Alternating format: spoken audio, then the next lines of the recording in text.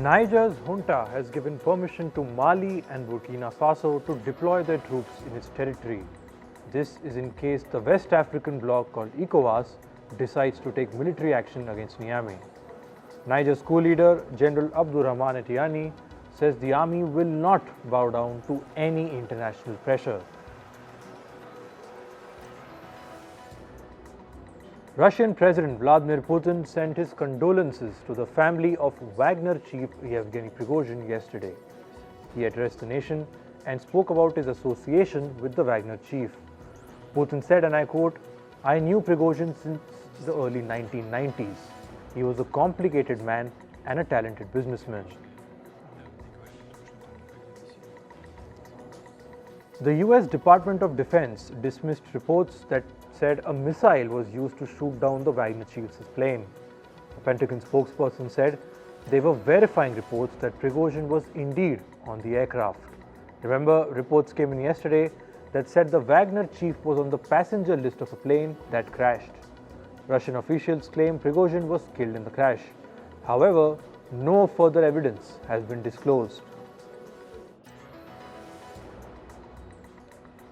The US Chief of Staff has confirmed that Ukrainian pilots will train on F-16 jets in America. He said, and I quote, "A special training program will begin shortly." This comes just days after Kiev secured F-16 jets for its forces.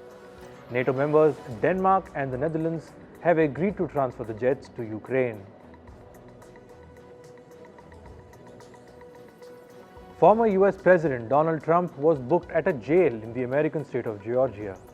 Trump was charged on more than a dozen felony charges for trying to illegally overturn his loss in the 2020 presidential elections. He spent 20 minutes in the jailhouse where authorities took his mugshot. After completing the booking process, Trump was released on a bond worth $200,000. Taiwan's Vice President William Lai called out China's aggression. He said, and I quote, "The international community thinks China is behind the rising tensions in the Taiwan Strait." This comes after China held military drills around Taiwan after Lai visited the US. Lai is the frontrunner to become the next president of Taiwan. Indian Prime Minister Narendra Modi met Chinese President Xi Jinping on the sidelines of the BRICS summit in South Africa yesterday. The two leaders discussed the disengagement between their troops along border regions. Both leaders called for the normalization of ties and the de-escalation of hostilities. India and China have been engaged in a border standoff since 2020. Meanwhile, India's Prime Minister Narendra Modi arrived in Greece today. He met Greek Prime Minister Kyriakos Mitsotakis in the capital city of Athens. The two leaders held delegation-level talks and vowed to deepen bilateral relations across various sectors. Prime Minister Modi also met business leaders of the European nation. This is the first visit by an Indian Prime Minister to Greece in 40 years. The moon rover of India's Chandrayaan-3 was seen exploring the surface of the lunar South Pole today. The video was shared by the Indian Space Research Organization, or ISRO. The rover is called Pragyan and it will now explore near the moon's south pole.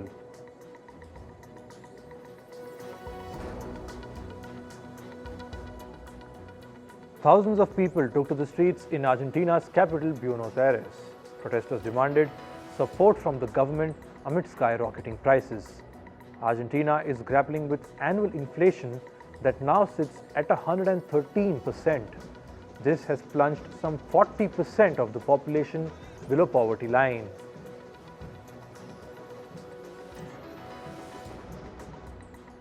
At least 14 South Korean students were arrested for storming the Japanese embassy in South Korean capital Seoul. The students were protesting against Japan releasing treated radioactive water. Now, this water is from the Fukushima nuclear plant and is being released into the Pacific Ocean. Some demonstrators made it to the 8th floor of the building where the Japanese embassy in Seoul is located. The South Korean government condemned the actions of the students. In climate news, experts have warned that Japan's Fukushima water discharge could pose a threat to the global marine system. Some environmentalists have warned that the treated radioactive water will gradually spread around the globe, and this could impact the marine ecological environment, food safety, and human health. Japan started discharging treated water from its Fukushima nuclear power plant on Thursday. The breeding activities of emperor penguins are under serious threat from climate change. Up to 10,000 young penguins are estimated to have been killed. Scientists found that the species suffered a catastrophic loss of breeding ground in 2022. This was due to melting of ice in the Antarctic. The sea ice underneath the penguin chicks melted and broke apart before they could develop their waterproof feathers. The birds most likely drowned or froze to death. Satellite images show smoke rising from wildfires in the US state of Oregon. There are at least 2 ongoing fires in the area. The US National Weather Service has issued a red flag warning. This means certain weather conditions can increase the risk of fire danger.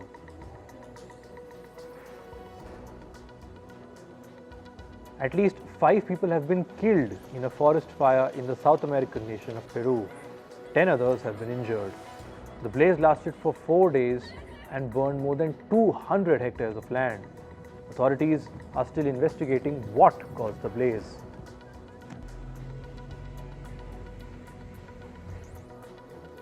A wildfire that started in Greece's capital Athens has spread to the town of Venedig. About 150 people have been evacuated from 3 nursing homes in the region. Police have also ordered others to evacuate.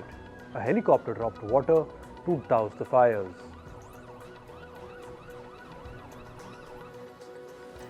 Meanwhile, in Greece's northeast region of Evros, fires burned for a 5th day. It has left behind a trail of destruction with homes and cars burning. Several hundred people have fled their homes nationwide since fires erupted in Greece.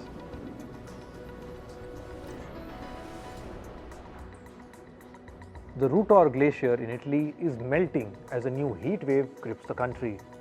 As per Italy's Environment Association, it is increasingly threatened by the effects of climate change.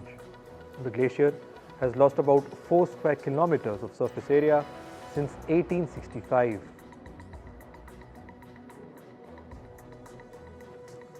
Scorching temperatures in southern France could mean less but higher quality wine. Winemakers say that the heat could burn the grapes a little. The right temperature will preserve the grapes' aroma, and this will help create a special wine.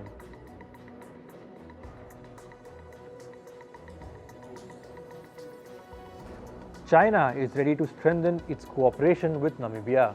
This is in various fields including clean energy. China's President Xi Jinping said he will encourage Chinese enterprises to invest in Namibia.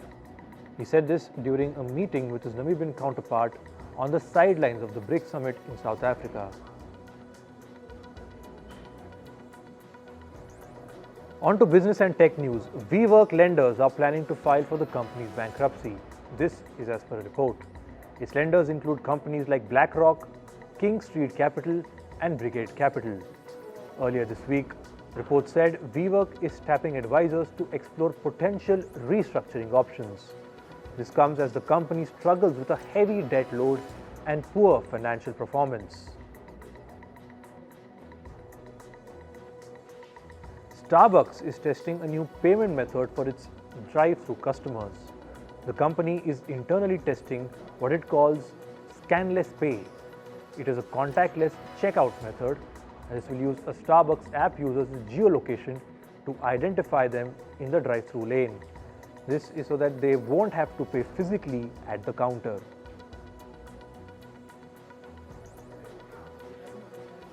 The US Justice Department has sued the Elon Musk-owned rocket and satellite company SpaceX.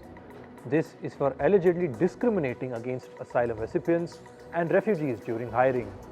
The lawsuit alleges that SpaceX routinely discouraged asylum recipients and refugees from applying for jobs at the company. It also refused to hire or consider them because of their citizenship status. This violates the US Immigration and Nationality Act. Telecom company T-Mobile has said that it will cut 5,000 jobs in the United States. This will reduce its workforce by 7%. The job cuts will be carried out over the next 5 weeks. These job cuts will target corporate, technology, and back office roles. The layoffs will not impact the company's retail and consumer care divisions.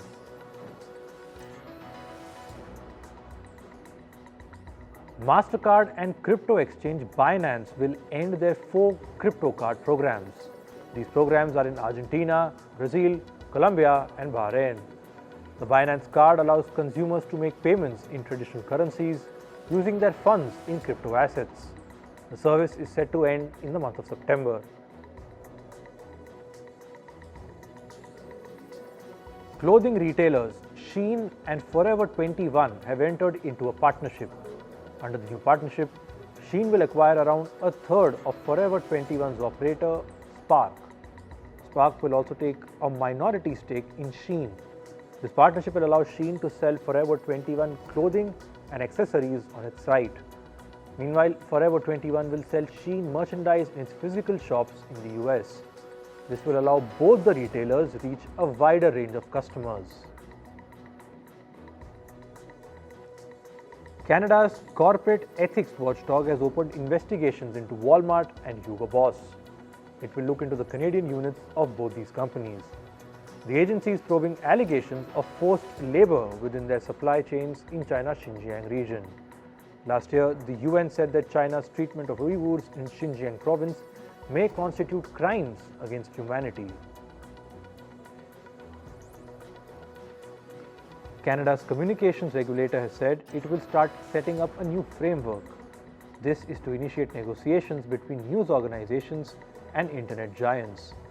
They will discuss strategies on how to implement the country's news law. Canada's Online News Act makes it mandatory for internet giants to pay news companies for displaying their content. However, internet companies have complained that the law is not conducive to their business. Social media giant Meta has already ended news sharing on its platforms in Canada.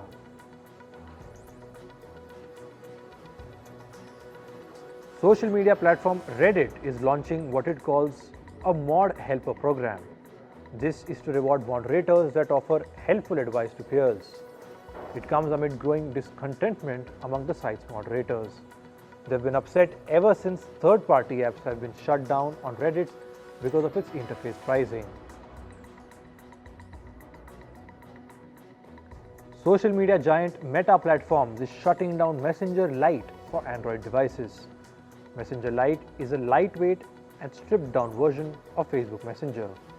The app has been removed from the Google Play Store for new users, and for the current users, it will no longer be available after the 18th of September. Moving to sports, in cricket, Pakistan won against Afghanistan by 1 wicket in a nail-biting finisher yesterday. Afghanistan won the toss and chose to bat first. They scored 300 runs in their innings, and Pakistan chased down the score with 1 ball remaining and a wicket to spare. Pakistan have already sealed the 3-match ODI series 2-0. The last match will be played tomorrow in Colombo. In football, Brazilian forward Neymar will play in India for the first time. He will be coming to India for the AFC Champions League. Indian Super League club Mumbai City FC will play against Neymar's side Al Hilal in the group stage. The match will take place on the 6th of November in the Indian city of Pune. FIFA has launched disciplinary actions against Spain's football chief Luis Rubiales. In a statement, it said, and I quote, "The events may constitute violations of the FIFA disciplinary code." This comes after he kissed Spain's Jenny Hermoso at the Women's World Cup. The incident happened during the official post-match ceremony after Spain won the final. It has triggered outrage among fans, and the Spanish government has demanded that the chief resign. Rubiales is on the verge of losing his job, but he continues to be obstinate. He is recently reported to have insisted that he will not resign. The pressure mounted after FIFA's intervention into the kissing controversy. Hermoso, the Spanish player who he kissed, also said such acts should be penalized.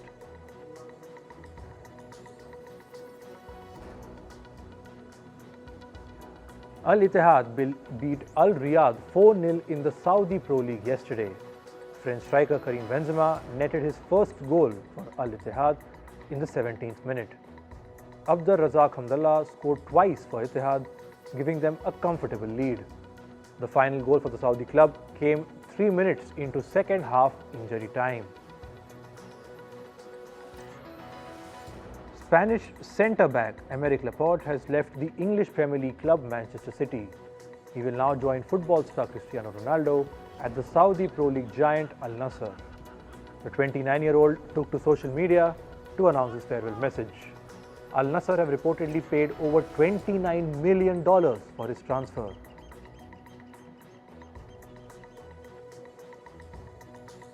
The final match of the Chess World Cup took place yesterday.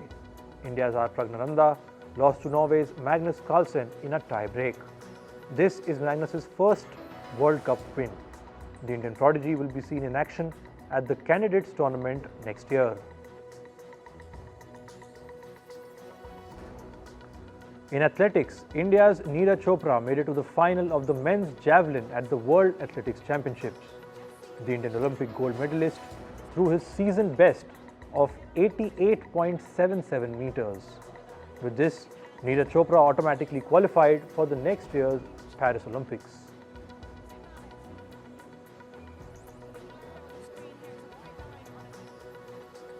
Jamaica's Antonio Watson won gold in the 400-meter men's race at this year's World Championships.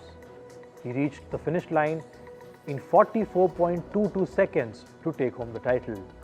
With this, Jamaica have won 2 gold medals in the championship.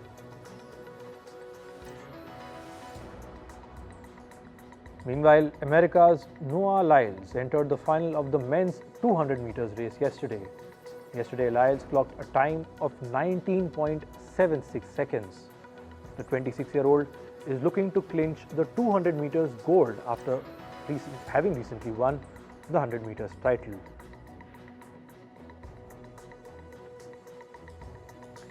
In the world of entertainment, Warner Brothers has delayed the release of the sequel of the movie Dune.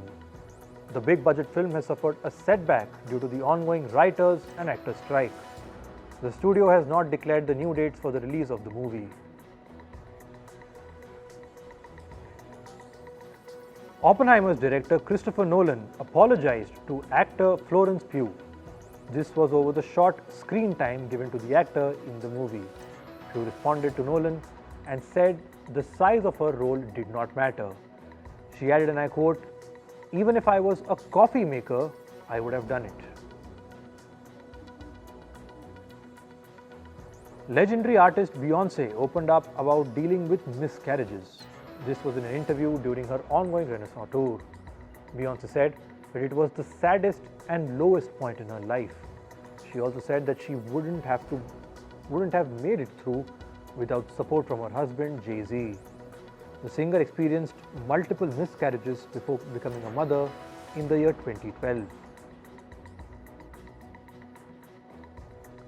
Actor and singer Selena Gomez released a new music video today, and the song is titled Single Soon.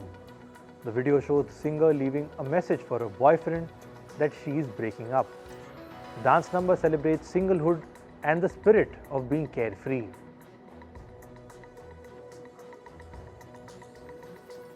Actor and singer Miley Cyrus also released a music video today, and the song is titled Used to Be Young. The song is about celebrating what a person will become, and Miley Cyrus says she dedicates the song to her younger self.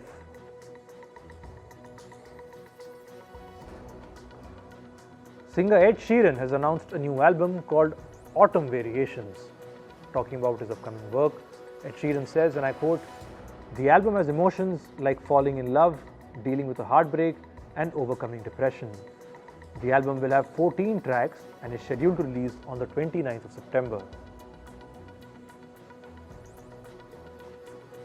Singer Olivia Rodrigo's hit song Bad Idea Right has hit Billboard's #1 rank in the Hot Rock and Alternative Songs chart.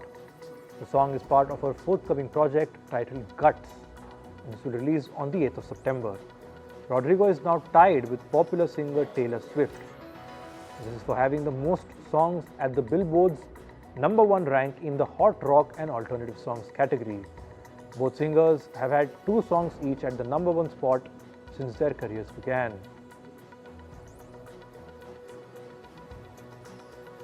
Singers Justin Timberlake, Timbaland and Nelly Furtado are reuniting for a new song. Taking to social media, Timbaland announced, and I quote, "We are back, the Kings have returned." The trio shared a teaser video announcing their collaboration. They last performed together 16 years ago in the song Give It To Me. Fans of singer Prince are in for a treat. The singer's 1991 album titled Diamonds and Pearls is getting a new expanded reissue. This will include 47 unreleased tracks by the late artist. The issue is also comes up with a 120-page book of photos and essays. Prince's album is slated to release on the 27th of October. And finally, comedian Andy Kaufman received a posthumous star on the Hollywood Walk of Fame yesterday. Kaufman's younger brother and fellow actors spoke at the ceremony about the comedian's life and influence. Kaufman's unique brand of comedy made him a standout in the comedy club world. He is known for his on-stage impressions of former presidents, actors, and most notably, his signature reenactments of the king of rock and roll, Elvis Presley. Kaufman died of lung cancer in the year 1984.